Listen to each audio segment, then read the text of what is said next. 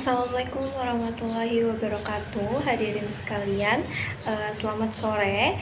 Hari ini saya akan mengajak kita semua untuk menyelami sebuah fenomena yang kita hadapi di era sekarang ini. Fenomena ini tuh sangat dekat dengan generasi Z atau orang-orang sering menyebutnya Gen Z. Nah, ini sangat dekat dengan kehidupan kita sehari-hari ya, karena ini berkaitan dengan kemajuan teknologi. Nah, itu adalah pembahasan mengenai self-acceptance dengan fear of missing out atau biasa dikenal dengan FOMO. Nah, generasi Z atau Gen Z itu adalah orang-orang yang lahir di antara sekitar tahun 1997 sampai tahun 2012. Nah, generasi yang lahir pada tahun segitu memang erat kaitannya dengan teknologi, dengan kemajuan teknologi, dengan internet yang cepat, teknologi yang sudah canggih, akses internet yang mudah, dan juga kemajuan media sosial. Nah, salah satu media sosial yang aktif sekarang, kalau misalnya kita menyebut media sosial, pasti kita ingatnya sama aplikasi TikTok ya. Sebenarnya bukan hanya TikTok, tapi juga ada aplikasi-aplikasi lain, tapi sekarang kita fokusnya terhadap TikTok. Nah, di balik kemudahan akses internet dan media sosial yang sangat mudah diakses oleh seluruh lapisan masyarakat, tersembunyi tekanan psikologis yang tidak bisa dianggap remeh atau tidak bisa dianggap kecil. Kita semua tahu bahwa di TikTok itu seringkali menampilkan kehidupan orang lain yang mana menampilkan bagian terbaik dari kehidupan mereka.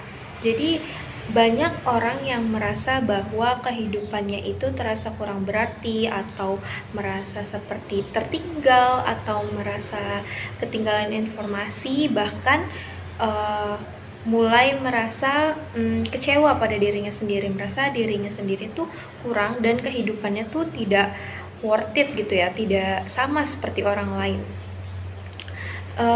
Ini tuh adalah salah satu fenomena yang tadi sudah saya sebutkan, yaitu fear of missing out atau FOMO, yang mana ya seperti itu, artinya adalah rasa takut tertinggal dari orang lain, takut tertinggal atas keseruan yang dilakukan oleh orang lain gitu. Nah, saya mengutip informasi ini dari salah satu penelitian di tahun 2024 yang dilakukan oleh Tania dan Maharani. Nah, mereka menjelaskan bahwa dalam kemajuan media sosial ini terhadap hubungan negatif antara self-acceptance dan juga FOMO, yang dimana semakin tinggi penerimaan diri seseorang, tentu saja seseorang akan rendah tingkat fear of missing out-nya, atau rendah tingkat rasa kecenderungan untuk mengalami FOMO-nya. Namun sebaliknya, ketika orang memiliki tingkat kepercayaan diri atau self-acceptance yang rendah, maka akan semakin tinggi kecenderungannya untuk merasa tertinggal dari orang lain dan sangat ingin melakukan apa yang orang lain lakukan.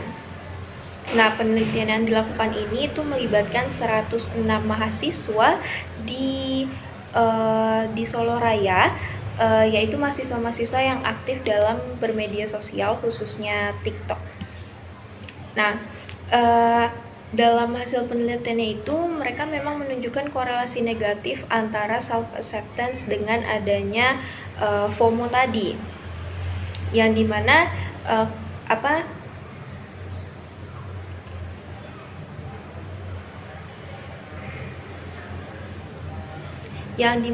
dibuktikan bahwa banyak sekali mahasiswa yang tidak bisa menerima diri mereka apa adanya, antara kelebihan dan kekurangan mereka.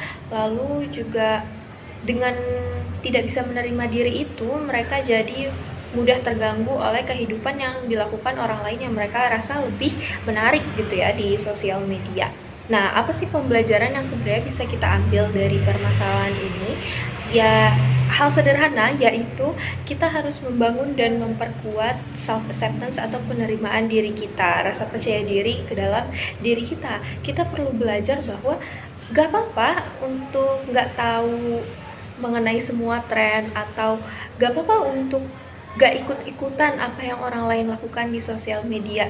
Gak masalah kalau kita tuh gak mengunggah konten setiap hari, setiap menit, setiap jam, dan gak ada salahnya untuk disconnect dari dunia maya untuk sekedar menjaga kesehatan mental kita.